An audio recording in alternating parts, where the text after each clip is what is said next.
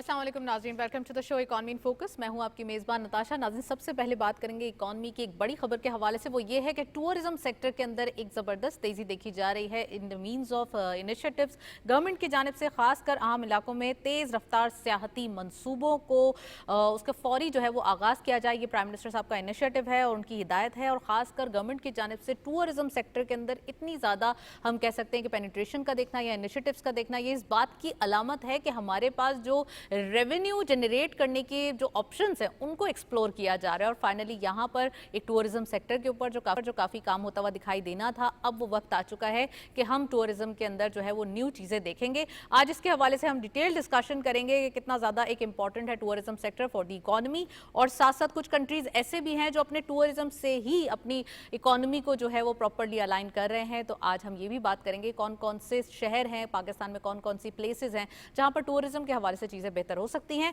साथ साथ SIFC के हवाले से बात करना ज़रूरी है। डिजिटल ट्रेडिंग दिखाई दे रही है, उसके फ़रोग के लिए चंद मंसूबों का भी ऐलान किया गया है। SIFC के एफर्ट्स आपको पता ही है, सब जानते हैं कि SIFC के अंदर काफ़ी जो है वो एक हम कह सकते हैं पावरफुल एपेक्स बॉडी जिसने काफ़ी वर्क ऑलरेडी किया है in the means of agriculture sector. अगर हम बात करें लाइव स्टॉक की, डिफेंस प्रोडक्शन की, तो तमाम सेक्टर्स ऐसे हैं जो कि अब खासकर माइनिंग एंड मिनरल को रूल आउट नहीं किया जा सकता।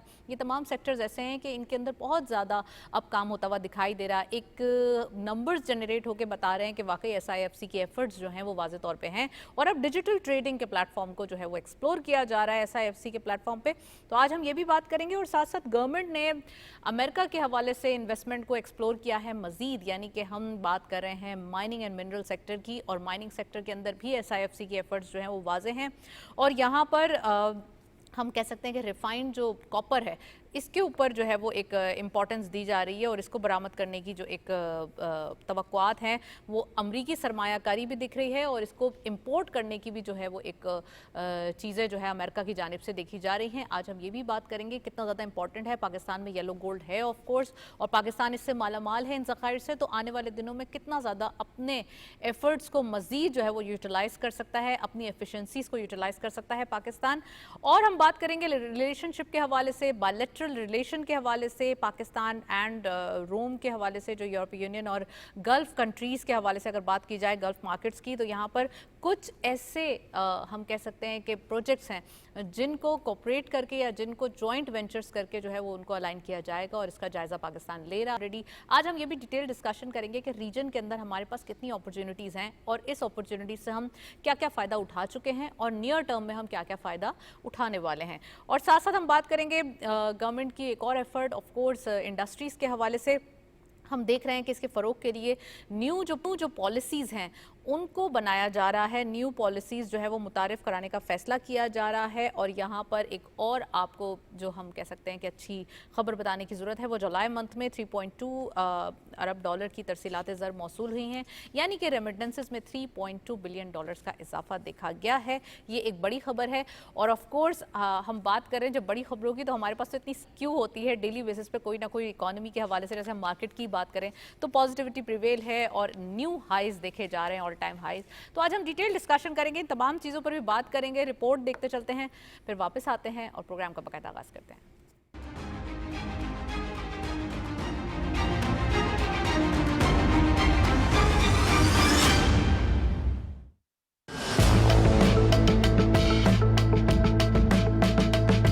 तरसीलात ज़र वो रकम है जो बैरून मुल्क मुकीम पाकिस्तानी अपने वतन भेजते हैं। ये रकूम ज़र मुबादला के ज़खायर में इजाफे समेत तिजारती खसारा कम करने, रुपए की कदर मुस्तहकम रखने और माशी तरक्की में अहम किरदार अदा करती हैं। लाखों घरानों की माली जरूरियात पूरी करती हैं। वतन अजीज की मईशत में तरसीलात ज़र रीढ़ की हड्डी की हैसियत रखती हैं। स्टेट बैंक ऑफ पाकिस्तान के जारी करदा आदादोशुमार के मुताबिक जुलाई 2025 में 3 अरब 20 करोड़ डॉलर तरसीलात ज़र की शक्ल में मौसूल हुए, जो गुज़िश्ता साल के मुकाबले में 7.4% इजाफा है। माली साल 2025 में तरसीलात ज़र पहली बार रिकॉर्ड सतह 38 अरब 29 करोड़ 92 लाख डॉलर तक पहुँच गयी, जो 26% सालाना इजाफा जाहिर करती है। ये आमदन तजारती खसारे को कम करने, रुपए की कदर को सहारा देने और दरामदी जरूरियात पूरी करने में मददगार साबित होती है। सऊदी अरब से सबसे ज्यादा 82 करोड़ 37 लाख डॉलर, UAE से 66 करोड़ 52 लाख डॉलर, बरतानिया से 45 करोड़ 4 लाख डॉलर और अमेरिका से 26 करोड़ 96 लाख डॉलर मौसूल हुए। बैरून मुल्क मुकीम पाकिस्तानियों कि ये माली मुआवनत मुल्क की मईशत की पायदारी और तरक्की के लिए कलीदी अहमियत रखती है।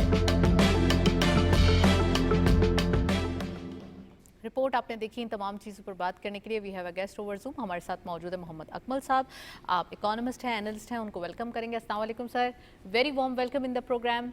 सबसे पहले अकमल साहब आपसे पूछना चाहती हूँ कि क्या कहेंगे, टूरिज्म के हवाले से हमने प्रोग्राम का आगाज़ किया और ऑलरेडी हमारे पास बहुत सारी सिटीज़ के अंदर या बहुत सारे हमारे पास ऐसे सीनिक व्यूज़ हैं पाकिस्तान में जिनके ऊपर बहुत काम हो भी चुका है और कुछ नेचुरली डेवलप्ड है। क्या कहेंगे, टूरिज्म सेक्टर में पाकिस्तान के पास कितनी अपॉर्चुनिटीज मौजूद हैं? टूरिज्म सेक्टर में पाकिस्तान के पास बेतहाशा अपॉर्चुनिटीज मौजूद हैं और अनफॉर्चुनेटली हम जो है ना उनको सही तरीके से रिवेल नहीं कर पा रहे। मसलन जो है ना हमारा इस वक्त जो टोटल जीडीपी है उसमें सिर्फ 2.7% जो है वो ट्रैवल एंड टूरिज्म से हम लोग जो है ना वो अर्न कर रहे होते हैं, या उसमें 2.7% ट्रैवल एंड टूरिज्म का कंट्रीब्यूशन है। हालांकि आपको पता है कि इंटरनेशनल जो टूरिज्म है वो हमारे यहाँ अभी तक जो है वो बहुत ज़्यादा इतना है नहीं। अलबत्ता लोकली चाहे कराची के लोग हों या लाहौर या दीगर जो बड़े बड़े शहरों के लोग हों, वो छुट्टियां हों या सर्दी हो या दीगर जो भी मौसम हो उसके हवाले से बालाई इलाकों का रुख करते हैं। इसके अलावा हमारे यहाँ कराची कोट समंदर है, बलूचिस्तान में गडानी, और फिर उसके साथ साथ आप चलते जाएं तो समंदर के साथ साथ इतना खूबसूरत नज़ारे हैं कि गवादर तक, बल्कि इवन उससे भी आगे तक जो है वो बड़े बेहतरीन स्पॉट्स मौजूद हैं जो कि पिकनिक के हवाले से, ट्रैवल एंड टूरिज्म के हवाले से बेहतरीन स्पॉट्स कहलाए जा सकते हैं। अब जो है वो हुकूमत ने राइटली इसके ऊपर जो है वो लिया है एक्शन, और अब तो मेरे ख्याल में जो जो बलाई हमारे इलाका जाते हैं वहाँ पे कराची से भी फ्लाइट्स का, गिलगित स्कर्दू वगैरह जो है वहाँ पे कराची से भी फ्लाइट्स जो है वो अवेलेबल है। ये एक बहुत अच्छा कदम है। साथ ही साथ मजीद भी अगर उन इलाकों में एयरपोर्ट्स जो है वो बनाए जाएं, इसी तरीके से जो वहाँ पे शाहराएं हैं उनको डेवलप किया जाए, तो ऑटोमेटिकली वहाँ पे इन्वेस्टमेंट भी आएगी, फॉरेन इन्वेस्टमेंट हो या लोकल अकमल इन्वेस्टमेंट हो। साहब, लोग अगर वहाँ हम पे बात करें, होटल्स आपने बनाएंगे, स्पोर्ट्स बलूचिस्तान का बनाएंगे। जिक्र किया और ऑफ कोर्स बलूचिस्तान के अंदर खुजदार और डिफरेंट पॉइंट्स हैं जो बहुत ही खूबसूरत और हम कह सकते हैं कि अनटैप्ड जगह हैं जहां पर बहुत ज़्यादा नेचुरली एक डेवलप चीज़ें हैं। और साथ साथ हम अगर रिलीजियस टूरिज्म की बात करें तो ऑलरेडी करतारपुर और डिफरेंट हमारी चीज़ें हैं जो कि एक रिलीजियस टूरिज्म को बहुत अट्रैक्ट कर सकती हैं। और हमारे पास और भी बहुत रिलीजन्स के जो है वो यहाँ पर टेम्पल्स और डिफरेंट चीज़ें हैं। तो कितना ज़्यादा आप समझते हैं कि हमारे पास अपॉर्चुनिटी है कि हम इसको डेवलप करके आगे बढ़ सकते हैं?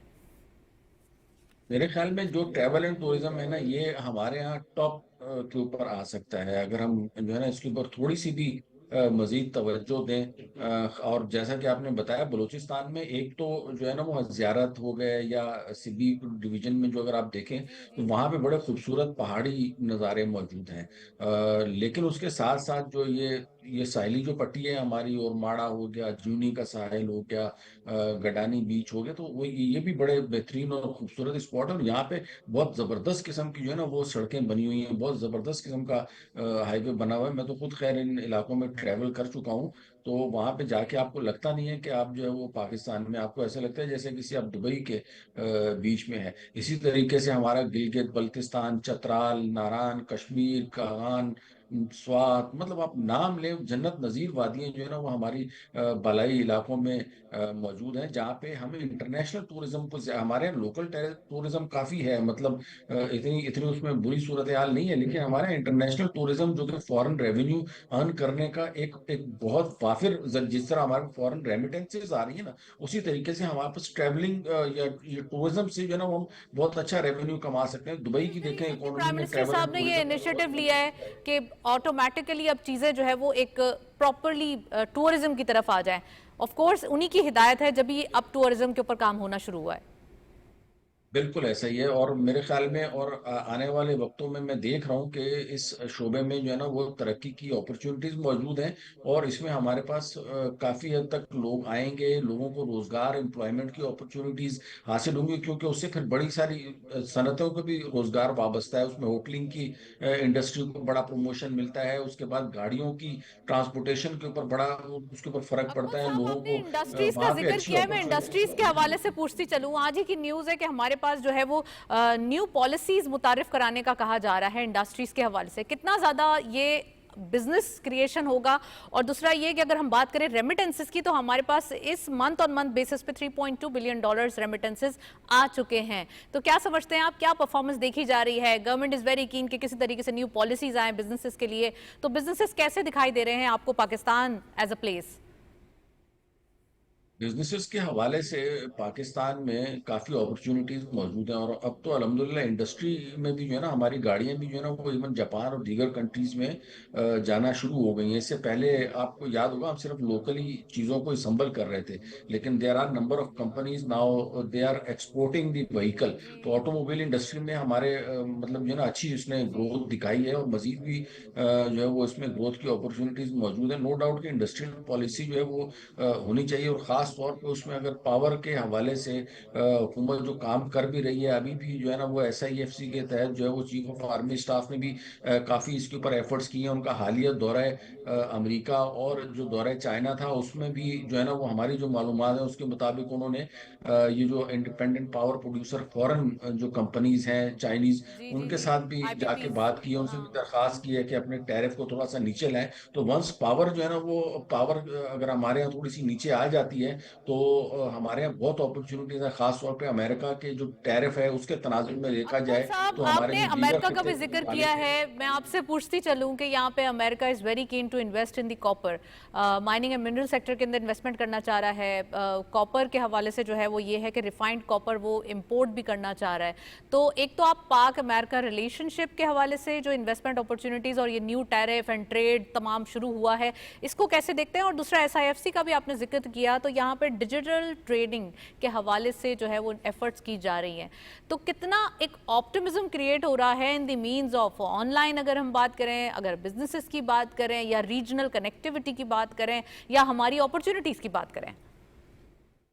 देखिए पाक अमेरिका और SIFC के पहले थोड़ा सा मैं आपको जो है ना वो हमारी जो रेमिटेंसेस बढ़ी हैं उसके ऊपर हाईलाइट कर दूं कि तकरीबन आपने सही बताया कि $3.2 बिलियन की जो है ना वो हमारी जो है वो रेमिटेंसेस आई हैं जो लास्ट हमारा मंथ गुजरा है।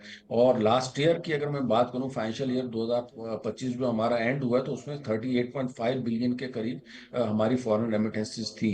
और उम्मीद ये की जा रही है कि इस मौजूदा जो साल है इसमें इंशाल्लाह $45 बिलियन तक हमारी जो फॉरेन रेमिटेंसेस हैं वो पहुंच जाएंगी। और अगर हुकूमत मजीद उसमें तरगीब दे फॉरेन रेमिटेंसेस के हवाले से, जो ओवरसीज पाकिस्तानीज हैं उनके ऊपर थोड़ी सी वर्किंग की जाए, उनको थोड़े से मजीद ऑप्शंस दिए जाएं अच्छे इन्वेस्टमेंट के हवाले से, तो ना सिर्फ ये कि FDI में इजाफा हो सकता है, बल्कि जो हमारी जो रेमिटेंसेस फॉरेन आ रही होती हैं उसमें 45 बिलियन को भी इंशाल्लाह क्रॉस कर जाएंगी। अब आता हूँ मैं पाक अमेरिका ताल्लुकात की तरफ, तो ये मतलब जो है ना पिछले 70-75 साल तारीख जो है हमारी, मेरे ख्याल में उसमें, और ख़ास तौर पर ये पिछले का जो पिछला हमारा जो 35 से 40 साल का अरसा गुजरा जिसमें हमारे अमेरिका के साथ कोई बहुत अच्छे ताल्लुकात नहीं रहे थे, अब जो है वो all of the sudden Donald Trump के आने के बाद इनमें एक नई गर्मजोशी और नया बलबला राइट। देखने में आ रहा है। और उसको भरपूर तरीके से हमारे जो सिपह सालार हैं, चीफ ऑफ आर्मी स्टाफ, उसको कैपिटलाइज कर रहे हैं। और ये बहुत बड़ी बात है कि 2 मरतबा वो अमेरिका का जो है वो विजिट कर चुके हैं, अभी भी जो है वो अमेरिका में मौजूद थे, वहां पे भी उन्होंने पाकिस्तानी कम्युनिटी से और बिजनेसमैन से भी खिताब किया। तो ये खिताब किया, एक बिजनेस बिल्कुल। के हवाले से बहुत ही पॉजिटिव खबरें हैं, बहुत ही अच्छी अपॉर्चुनिटीज है। इसी से जो है ना वो हमारे बैरून मुल्क जो अमेरिका में और दीगर जो बहन भाई मुकीम है उनको पाकिस्तान में इन्वेस्ट करने की जो है वो हौसला अफजाई राइट, होती है। वहां पे फेस टू फेस बिल्कुल सही डायरेक्ट बात फरमाया होती है, एक आपने दूसरे अकमल से साहब। डीलिंग्स वेल, शुरू होती आपने है। जो है वो एक सेकंड किया इस बात को, थैंक यू सो मच, आपने प्रोग्राम में ज्वाइन किया। और आपने बिल्कुल सही फरमाया कि यहाँ पे फील्ड मार्शल साहब का जो विजिट है अमेरिका, ये बहुत ज़्यादा एक हम कह सकते हैं ट्रस्ट और कॉन्फिडेंस क्रिएट कर रहा है बिजनेस कम्युनिटी के अंदर। हमने रिसेंटली सुना कि बिजनेस कम्युनिटी के साथ भी फील्ड मार्शल साहब ने जो है वो एक डिनर भी किया है, और साथ साथ उनको भी ये कॉन्फिडेंस दिया है कि आने वाले दिनों में मजीद बेहतरी होगी। और अगर हम बात करें ट्रेडिंग के हवाले से या टैरिफ के हवाले से, तो रीजन के अंदर हमारे पास इतनी अपॉर्चुनिटीज़ हैं जो कि पाकिस्तान और अमेरिका रिलेशनशिप के बाद मजीद एक हम कह सकते हैं ट्रस्ट बिल्डअप करते हुए दिखाई दे रही है। हमारे पास 100 इंडेक्स अपडेट्स हैं, लेट्स हैव अ लुक क्या है।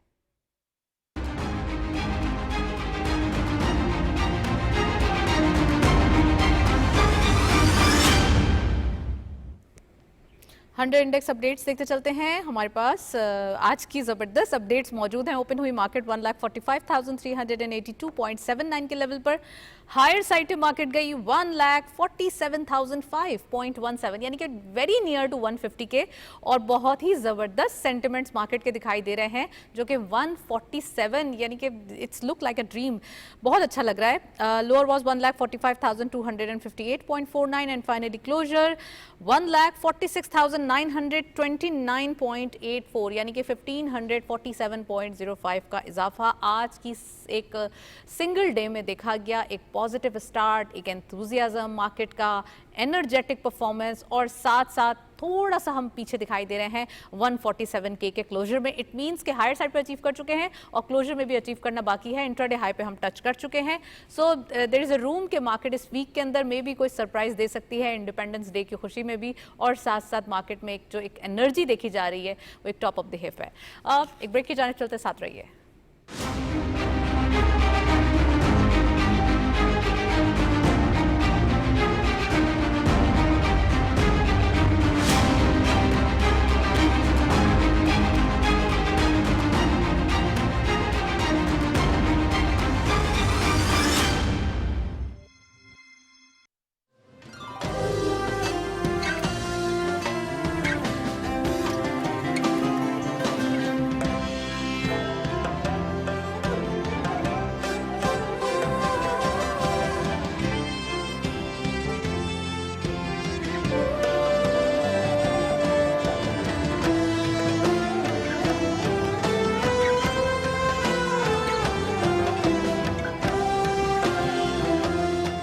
के फख्र के साथ 78वां जश्न आजादी कौम को मुबारक।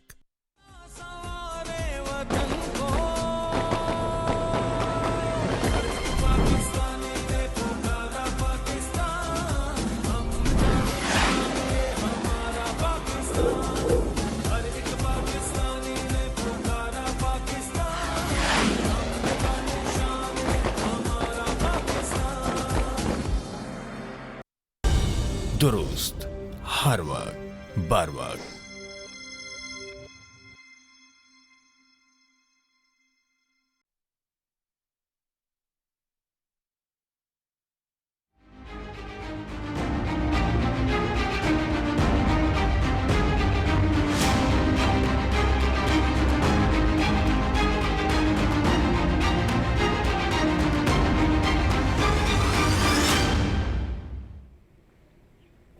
वेलकम बैक नाजरीन। हम देख रहे हैं कि ओवरसीज पाकिस्तानीज के लिए एक गुड न्यूज़ है, और ये सेकंड सेगमेंट का आगाज़ ही हम मजीद जो है वो एक गुड न्यूज़ से कर रहे हैं। खासकर ओवरसीज पाकिस्तानीज गिफ्ट स्कीम के तहत जो इम्पोर्टेड कार्स हैं, यानी कि वो इम्पोर्ट कर सकेंगे अच्छी गाड़ियाँ, और ये FBR का इनिशिएटिव है जो कि उनके लिए गिफ्ट के तौर पर सामने आया है, खासकर ओवरसीज पाकिस्तानीज के लिए, कि वो अब जो इम्पोर्टेड कार्स हैं वो ले सकेंगे, और ख़ासकर अहल होंगे उसको इम्पोर्ट करने के भी और उससे फ़ायदा उठाने के भी। तो ये गिफ्ट ही है उनके लिए, और भी फैसिलिटेट किया गया है ओवरसीज पाकिस्तानीज को कि वो थ्रू ऑफिशियल चैनल पाकिस्तान में रेमिटेंसेस भेजें, पाकिस्तान को सर्व करें, और ख़ासकर अपने मुल्क को सर्व करने के साथ साथ उनको फैसिलिटेशन भी मिले। तो यही पाकिस्तान में हम समझ सकते हैं कि रेमिटेंसेस जैसे जैसे इजाफा हो रहा है वैसे वैसे फैसिलिटेट करने के लिए भी कोई ना कोई इनिशिएटिव लिया जा रहा है। आज इसके हवाले से हम बात करेंगे, फेसलेस असेसमेंट सिस्टम के हवाले से बात करेंगे। कस्टम्स रेवेन्यू में इजाफा देखा गया है, खासकर इसकी इस्लाहात, और जो हम देख रहे हैं कि जब जैसे जैसे FBR ने इनिशिएटिव्स लिए कि फेसलेस असेसमेंट सिस्टम होना चाहिए या इसमें रिफॉर्म्स होने चाहिए, वहीं इसमें एक रिकॉर्ड इजाफा भी देखा गया है। तो इतने से हम कह सकते हैं छोटे से रिफॉर्म्स और इसके अच्छे से पर्क्स कितना ज़्यादा फ्रूटफुल साबित होंगे, क्योंकि पहले ही हम देख चुके हैं कि FBR ने इस मंथ ऑन मंथ बेसिस पे, यानी कि जुलाई मंथ के अंदर अपने टारगेट से ज़्यादा कलेक्शन कर ली है रेवेन्यू की, तो ये एक टैक्स की, तो ये आज हम बात करेंगे इसके हवाले से। साथ साथ हम देख रहे हैं सर्विसेज सेक्टर के हवाले से जो माली साल यानी कि फिस्कल ईयर 2025 है, इसके अंदर सर्विसेज की बरामदात में 9.23% बढ़कर जो है वो तकरीबन हमने देखा है कि ये एक अच्छे ऑप्शंस पे पहुंच चुकी है, यानी कि $8.39 बिलियन तक जो है वो पहुंच चुकी है। 9% से भी ज़्यादा का इजाफा देखा गया है। It's a very good sign for the economy कि हमारे पास फिस्कल ईयर में जो सर्विसेज सेक्टर है चाहे हम बात करें कि ऑनलाइन कोई खिदमात होती हैं पाकिस्तान जो है वो देता है ओवरसीज़, या हम बात करें अगर टीचिंग के हवाले से, कंसल्टेंसी के हवाले से, डॉक्टर्स, यानी कि जो भी चीज़ें हम सर्विसेज सेक्टर में देते हैं। एक आईटी तो सिर्फ एक फ्रीलांसिंग एक ऑप्शन है ना, हमारे पास पूरे सेक्टर्स खुले हैं। तो ये आज हम डिटेल डिस्कशन करेंगे कितना ज़्यादा सर्विसेज सेक्टर में हमें फ़ायदा हुआ है। साथ साथ सनती अगर हम बात करें यानी इंडस्ट्रीज़ के हवाले से, इसकी एनर्जी के तलब के हवाले से बात करें तो यहाँ पर इसकी जो एक इजाफा है वो देखा गया है इसकी यूजेज में। वो ये है कि 2 साल बाद तकरीबन 58% जो है वो एक इजाफा देखा गया है और ये एक जबरदस्त इजाफा रिकॉर्ड किया गया है। आज हम ये डिस्कस करेंगे और हम देख रहे हैं कि सरकारी इदारों के हवाले से यानी कि प्राइवेटाइजेशन के हवाले से मजीद हमारे पास न्यूज़ है कि प्राइवेटाइजेशन जो है वो 3 मरहलों में जो है वो निजी शोबे को मुंतकिल किए जाएंगे यानी प्राइवेटाइज किए जाएंगे। और ये जो हम देख रहे हैं कि तकरीबन 24 SOEs होंगी, इसके हवाले से बात करेंगे। We have a guest in the studio, हमारे साथ मौजूद हैं डॉक्टर खालिद वलीद साहब। आप इकोनॉमिस्ट भी हैं, एनालिस्ट भी हैं। अस्सलाम वालेकुम, very warm welcome in the program. सबसे पहले डॉक्टर साहब ये बताइए कि ओवरसीज़ पाकिस्तानीज़ की फैसिलिटेशन के हवाले से हम बात कर रहे हैं। इंपोर्टेड कार्स दे सकते हैं, उनको फैसिलिटेट किया जा रहा है, वो रेमिटेंसेस के थ्रू पाकिस्तान को सर्व करते हैं और पाकिस्तान उन्हें एज अ गिफ्ट स्कीम उनको भी एक हम कह सकते हैं गिफ्ट देते हुए दिखाई दे रहे हैं। जी बिल्कुल बिल्कुल, बहुत शुक्रिया। इंसेंटिवाइजेशन किसी भी चीज़ की बड़ी इंपॉर्टेंट होती है अगर आप उसको मोटिवेट रखना चाह रहे हैं। तो अगर पाकिस्तान एक कंसिस्टेंसी के साथ इस ट्रेंड को रखना चाह रहा है, अलाइव रखना चाह रहा है, तो शायद ये इंसेंटिवाइजेशन एक राइट स्टेप है। हमें देखना ये है कि जो आपका रेमिटेंस सेक्टर है वो पाकिस्तान की इकॉनमी में एक कलीदी रोल प्ले करता है। अभी हमने रिसेंट जो एक रैली देखी है करंट अकाउंट सरप्लस की, वो उसमें एक बड़ी वजह जो है वो रेमिटेंसेस की है। अब हमें इंसेंटिवाइजेशन के साथ साथ थोड़ा सा इसको स्ट्रेटजिकली प्लान करना होगा और वो इस तरह से प्लान करना है कि आप जो मैन पावर एक्सपोर्ट करते हैं बाहर, जो आपका लेबर जाता है वो अनस्किल्ड लेबर ना जा रहा हो, वो स्किल्ड लेबर जा रहा हो, ताकि रेमिटेंसेस में 2 से 3 से 4 गुना इजाफा हो रहा हो। क्योंकि ग्लोबली अगर आप देखें तो जो स्किल सेट है वो चेंज हो रहा है, ख़ासकर आर्टिफिशियल इंटेलिजेंस के बाद। तो शायद अब वो जो फिजिकल ट्रेडिशनल लेबर वाला कॉन्सेप्ट है वो आहिस्ता आहिस्ता एरोड होता जाएगा। तो पाकिस्तान को इसको हम देख रहे हैं कि FPR ने इस ईयर के स्टार्ट से यानी कि इस फिस्कल ईयर के स्टार्ट से एक सरप्राइजिंग जो एक हम कह सकते हैं एफर्ट्स है वो देखी जा रही हैं in the means of reforms. अगर हम बात करें या टारगेट्स के हवाले से बात करें मंथ ऑन मंथ, तो आपको लगता है कि ये फेसलेस असेसमेंट सिस्टम या रेवेन्यू जो एक कलेक्शन है इसमें थोड़े रिफॉर्म्स दिए गए, कस्टम्स रेवेन्यू कलेक्ट किए गए, कितना इंपॉर्टेंट है ये? देखिए कहना नहीं चाहिए लेकिन वो उर्दू की saying है कि मरता क्या ना करता। तो अब वो नहज आ गई है पाकिस्तान पे कि अब आपको ये वाले मेजर्स लेने हैं। सबको ही ऐसा करना चाहिए क्योंकि हम रॉक बॉटम तो टच कर चुके हैं। अब चूंकि पाकिस्तान एक टेक ऑफ स्टेज पे है तो अब 2 ऑप्शंस हैं, या तो वही लोग जो टैक्स नेट में हैं उन्हीं को बर्डनाइज करते जाएं और वो आहिस्ता आहिस्ता जो है वो एरोड होता जाएगा सिस्टम पे कॉन्फिडेंस, या दूसरा तरीका ये है कि आप टैक्स नेट को बढ़ाएं, डिजिटलाइज करें, अपने टैक्स रेवेन्यू को बढ़ाएं। तो शायद दूसरा तरीका ऑप्ट किया गया जो कि बड़ा फॉर्चुनेट है पाकिस्तान के लिए और अब इसको आगे लेके जाना चाहिए, खासकर कस्टम्स में, क्योंकि अब पाकिस्तान चूँकि एक्सपोर्ट लेड ग्रोथ की तरफ जा रहा होगा। अगर आप नेशनल इकोनॉमिक ट्रांसफॉर्मेशन प्लान देखें, उड़ान पाकिस्तान देखें, तो एक्सपोर्ट पे फोकस है और आपकी ट्रेड पे फोकस है। तो जिस तरह से आप जितना अच्छा कस्टम्स को रखेंगे, फेसलेस ट्रांजैक्शंस होंगी, आप डिजिटलाइज करते जाएंगे, उतना आपका कस्टम्स का रेवेन्यू जो है वो बढ़ता जाएगा। साथ साथ में सिर्फ रेवेन्यू नहीं बढ़ेगा, आपका कॉन्फिडेंस जो है ट्रेड सिस्टम पे वो भी बढ़ता है। और कॉन्फिडेंस इज़ द की अगर आपने एक मार्केट डेवलप करनी है, पर्टिकुलरली वो मार्केट जिसमें आप अपनी चीज़ें बाहर भेज रहे हैं और बाहर से चीज़ें मंगवा रहे हैं, तो जितना स्टैंडर्डाइज होता जाएगा, जितना डिजिटलाइज होता जाएगा, मेरे ख्याल से ज़्यादा इंपोर्टर एक्सपोर्टर्स जो हैं वो अट्रैक्ट होते रहेंगे। अगर हम फिस्कल ईयर की बात करें तो हमारे पास जो खासकर सर्विसेज सेक्टर है वो बहुत अच्छी हम कह सकते हैं कि उसमें इजाफा देखा गया है, खासकर in the means of export. तो तकरीबन 9% से भी ज़्यादा का इजाफा देखा गया है और तकरीबन $8.39 बिलियन का एक जो मुनाफा है वो देखा गया है। तो कितना ज़्यादा ये यहाँ तक पहुँच चुका है नंबर्स तक, यानी कि $8.39 बिलियन तक पहुँच चुका है।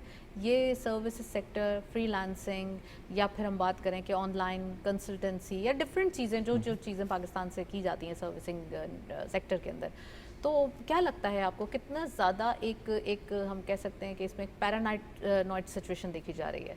देखिए, अगेन पाकिस्तान रैपिडली ग्रो कर रहा है, अपने सर्विस सेक्टर को बढ़ा रहा है। सर्विसेज एक्सपोर्ट को अगर आप देखें तो नंबर्स बड़े अच्छे हैं पाकिस्तान के लिए। वो शायद एक ये भी है कि आईटी का जो रोल है वो बड़ा इंपॉर्टेंट हो गया है, बड़ा मेन स्ट्रीम हो गया है, ख़ासकर सोशल मीडिया के बाद। दूसरा ये कि हुकूमत का जो डिजिटलाइजेशन का प्रोग्राम है वो हो गया। और तीसरी चीज़ ये कि अब जैसे जैसे अवेयरनेस बढ़ती जा रही है, आपका जो एक्सपर्ट स्किल्ड बेस्ड लेबर है वो अपने आप को ग्लोबली प्रोजेक्ट भी कर रहा है, जिसकी वजह से आप जो है वो स्किल्स को एक्सपोर्ट करते हैं और आपका जो सर्विसेज की एक्सपोर्ट्स है वो बढ़ती है। एक चीज़ शायद करने वाली है वो ये कि किसी तरीके से हम अपनी ये जो रेमिटेंसीज हैं, आपका जो माइग्रेशन है, इंटरनेशनल माइग्रेशन है, इसको आप लिंक कर सकें अपनी सर्विसेज एक्सपोर्ट के साथ, क्योंकि ये सारे के सारे लेबर है और इसको भी शायद उसी तरफ आना चाहिए। और फिर हुकूमत एक पूरा मैन पावर एक्सपोर्ट का या सर्विसेज एक्सपोर्ट का एक पूरा जो डिपार्टमेंट है उसको रिवाइटलाइज करे तो शायद ये बिलियंस ऑफ डॉलर्स में जा सकती है। और फिर अगेन वही बात कि आपको जो ग्लोबल ट्रेंड्स हैं उसके साथ लिंक करते हुए अपने लेबर को ट्रेन करना है, ताकि आपका जो रेमिटेंसीज है वो स्टैगनेंट ना हो जाए। और आपका जो मिडल ईस्ट मार्केट है वो भी चेंज हो रही है, वहाँ पे भी आर्टिफिशियल इंटेलिजेंस आ रही है। आपकी यूरोपियन कंट्रीज़ और आपके जो यूएसए मार्केट है वो भी चेंज हो रही है। तो आपको थोड़ा सा अलाइन करना होगा अपनी मैन पावर को, अपनी सर्विसेज एक्सपोर्ट्स को, ताकि वो ग्लोबल ट्रेंड्स को फॉलो करें। अच्छा डॉक्टर साहब, अगर हम बात करें थोड़ा सा रेमिटेंसेस से हट के एक्सपोर्ट के हवाले से, इंडस्ट्रीज़ के हवाले से, एक तो न्यू इंडस्ट्रीज़ पॉलिसीज़ भी आ रही हैं, ऑफ कोर्स गवर्नमेंट इस पर भी मुतारिफ कराने की कोशिश कर रही है।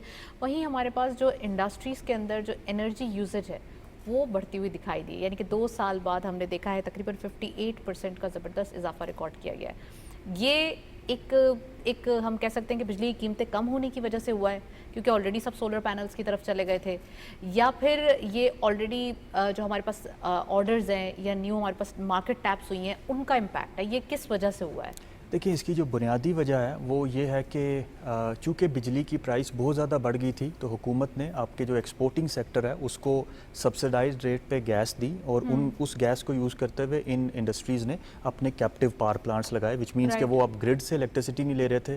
चूँकि ग्रिड से इलेक्ट्रिसिटी नहीं ले रहे थे तो ग्रिड की डिमांड कम हो गई थी। अब IMF के अंडर प्रोग्राम में और हुकूमत ने भी चूँकि सोचा है कि अब आपका जो ग्रिड का डिमांड है वो सोलर पैनल की वजह से मज़ीद नीचे जा रहा है, तो अब फैसला ये किया गया है कि चूँकि अब गैस भी आपका डिप्लीट हो रहे हैं, रिसोर्सेज महंगी भी होती जा रही है, तो आपने गैस की सब्सिडी को ख़त्म कर दिया और नाउ यू आर एक्सपेक्टिंग कि ये वाले जो इंडस्ट्रियल यूनिट हैं ये अपने कैप्टिव पावर प्लांट्स को बंद करके वापस ग्रिड पे आ जाएंगे, जो कि वो आगे हैं, और उसकी वजह से आपकी इंडस्ट्रियल ग्रोथ हो रही है, इंडस्ट्रियल इलेक्ट्रिसिटी का जो यूजेज है वो बढ़ गया है। इसका फ़ायदा ये होगा कि चूँकि आपके कैपेसिटी चार्जेस फिक्स्ड हैं एक लेवल पे, जब वो हायर डिनोमिनेटर से डिवाइड होते हैं, ज़्यादा कंज्यूमर से डिवाइड होते हैं, तो हर एक कंज्यूमर के हिस्से में कम कैपेसिटी चार्जेस आते हैं। तो आपने जिक्र ही किया, तो यहाँ पे कैपेसिटी पेमेंट्स के हवाले से भी गवर्नमेंट की काफ़ी एफर्ट्स हैं जिसको रूल आउट नहीं किया जा सकता। इंडिपेंडेंट पावर प्लांट से डिस्कशन, नेगोशिएशंस, उनके कुछ को बंद करना, कुछ से नेगोशिएट करके प्राइस कम करना, और अभी तो सिर्फ थोड़े उनसे हुआ है। अभी जो फॉरेन जो हमारे पास IPPs है उनसे भी डिस्कशन बाकी है, और फील्ड मार्शल साहब का एक मेन किरदार है जो हम इससे फर्स्ट सेगमेंट में भी डिस्कस कर रहे थे। तो क्या समझते हैं आप, कितना इंपॉर्टेंट होगा ये बिजली की प्राइसेस कम करने के लिए? देखिए, रीनिगोशिएशन बड़ा अच्छा इकदाम है, खासकर जो डोमेस्टिक आपके पावर प्लांट्स हैं उनकी जो सक्सेस है उसको देखते हुए now you have a strong case. आपके जो इंपोर्टेड बेस्ड पावर प्लांट्स हैं, imported coal based power plants हैं, उनके साथ रीनिगोशिएट कर सकते हैं। और सिर्फ ये नहीं कि आप उनको कैपेसिटी चार्जेस कम करने पे रीनिगोशिएट करें, दूसरे एवेन्यूज़ भी हैं। ख़ास तौर पे आपके जो कोल प्लांट्स हैं, चूँकि वो fossil fuel based power plants हैं, आप उनको अर्ली रिटायर कर सकते हैं, मे बी कार्बन क्रेडिट्स को यूज़ करके। इस तरह से होगा ये कि दोनों जो प्लांट ओनर्स हैं और पाकिस्तानी गवर्नमेंट दोनों के लिए एक विन विन सिचुएशन आ जाएगी। चूँकि ये अंडर यूटिलाइज्ड पावर प्लांट्स हैं, लेकिन आपको फिर भी कैपेसिटी चार्जेस देने पड़ते हैं। अगर आप इनको अर्ली रिटायर कर लेते हैं और रिन्यूएबल्स के साथ कन्वर्ट कर लेते हैं तो शायद ये capacity charges per capita terms में कम हो जाएंगे, और जब ये कम होंगे तो शायद आप इंडस्ट्री को रैशनलाइज टैरिफ दे सकते हैं, सब्सिडाइज टैरिफ दे सकते हैं, और आपके एक्सपोर्ट्स पर सकते हैं। डॉक्टर साहब, एक सवाल और है मेरे पास, we are running out of time. आप मुझे ये बताइए कि प्राइवेटाइजेशन का मरहला जो है वो स्टार्ट हो चुका है, और 3 मराहिल में जो एक तकरीबन 24 SOEs हैं इनको शिफ्ट किया जाएगा प्राइवेटाइजेशन की तरफ। तो कितना ज़्यादा एक गवर्नमेंट कीन दिखाई दे रही है कि अपने प्रॉब्लम्स को जल्दी जल्दी सॉर्ट आउट करना है? जी, देखिए ब्लीडिंग को रोका जा रहा है। ब्लीडिंग को रोकने से ये होगा कि आपका जो फिजिकल स्पेस है वो आपके पास आएगी, लेकिन देखना ये होगा कि एसओईज़ को दो हिस्सों में डिवाइड कर लें। एक वो जो कि यूटिलिटी बेस्ड एसओईज़ हैं और दूसरा वो जो कम्पेटिटिव एसओईज़ हो सकती हैं। जो कम्पेटिटिव एसओईज़ हो सकती हैं, ख़ासकर आपकी जो डिस्ट्रीब्यूशन कंपनीज़ हैं, उनको आप सिर्फ और सिर्फ अगर प्राइवेटाइज़ कर देंगे तो आपकी ब्लीडिंग तो रुक जाएगी, लेकिन शायद कंज्यूमर का फ़ायदा ना हो। आपको ये करना होगा गवर्नमेंट को कि प्राइवेटाइजेशन के साथ साथ कंपटीशन लेके आना होगा, खासकर डिस्ट्रीब्यूशन, इलेक्ट्रिसिटी डिस्ट्रीब्यूशन सेक्टर में, ताकि 2, 3, 4, 5 कंपनीज जो हैं वो एक दूसरे के साथ कम्पीट करें, जैसे टेलीकॉम सेक्टर में होता है, तो शायद इलेक्ट्रिसिटी प्राइसेस भी नीचे आ सकती हैं। तो इस तरह से एफिशिएंसी को भी इंश्योर किया जा सकता है। Well, thank you so much doctor साहब, हमारे साथ मौजूद रहे, काफ़ी डिटेल से और आपने प्रोग्राम में जो है वो वक्त दिया। हम डिटेल डिस्कशन कर चुके हैं आज की तमाम स्टोरीज़ के हवाले से। अगर हम बात करें या न्यूज़ के हवाले से जो हमारे पास मौजूद थी, एक एंथुसियाज्म देखा जा रहा है इकोनॉमिक, हम कह सकते हैं सिचुएशन को अलाइन करने के लिए, यानी कि इकोनॉमिक जो है वो एक पॉजिटिविटी, एक प्रिवेल स्टेबिलिटी के हवाले से। तो हमने देखा कि आज के दिन भी काफ़ी इनिशिएटिव्स गवर्नमेंट की जानिब से लिए गए जो कि नीड ऑफ द आवर भी थे, खासकर टूरिज्म के हवाले से बात करें, खासकर हम अगर एनर्जी के हवाले से बात करें यूजेज में, तो there are lot of bulk good news present in market.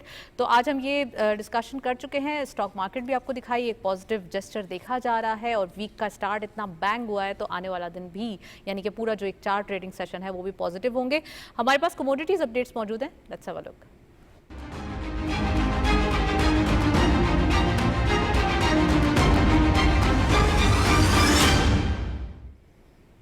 Gold की पर तोला प्राइस 3,59,769 रुपीज़। गोल्ड पर 10 ग्राम 3,08,772 रुपीज़। इंटरनेशनल गोल्ड रेट पर 3,398.34 डॉलर।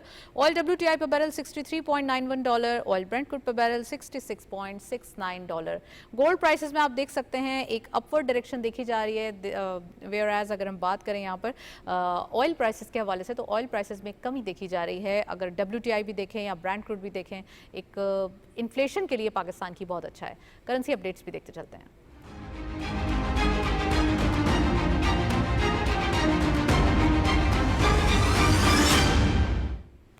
करेंसी में सबसे पहले यूरो बाइंग रही 329.64 rupees, selling was 330.23। UK pound buying रही 380.11, selling was 380.78। US dollar buying रही 282.35, selling was 282.85। And lastly Chinese yuan buying रही 39.31, सेलिंग वॉज 39.37। आप देख सकते हैं डॉलर की प्राइसेस में एक डेप्रिसिएशन देखी जा रही है, which is a very good sign for the economy and exporters. और हमारे पास जो है वो एक अच्छा रूम मिल जाता है कि हम जो है वो एप्रिसिएशन की तरफ जाएं। नेक्स्ट अपडेट भी मौजूद है हमारे पास करेंसी के हवाले से। GCC करेंसी अपडेट्स में सबसे पहले सऊदी रियाल बाइंग रही 75.24 रुपीज़, सेलिंग वॉज 75.37। UAE दरहम buying at 76.88 rupees, selling was 77.01। Qatari रियाल बाइंग रही 77.85, selling was 77.99। And lastly Kuwaiti दिनार बाइंग रही 924.25, सेलिंग वॉज 925.89। ये थे करेंसी अपडेट्स आज की मार्केट के, और इसी नोट पे प्रोग्राम को हम वाइंड अप करेंगे। इजाज़त दीजिए, अल्लाह हाफिज़।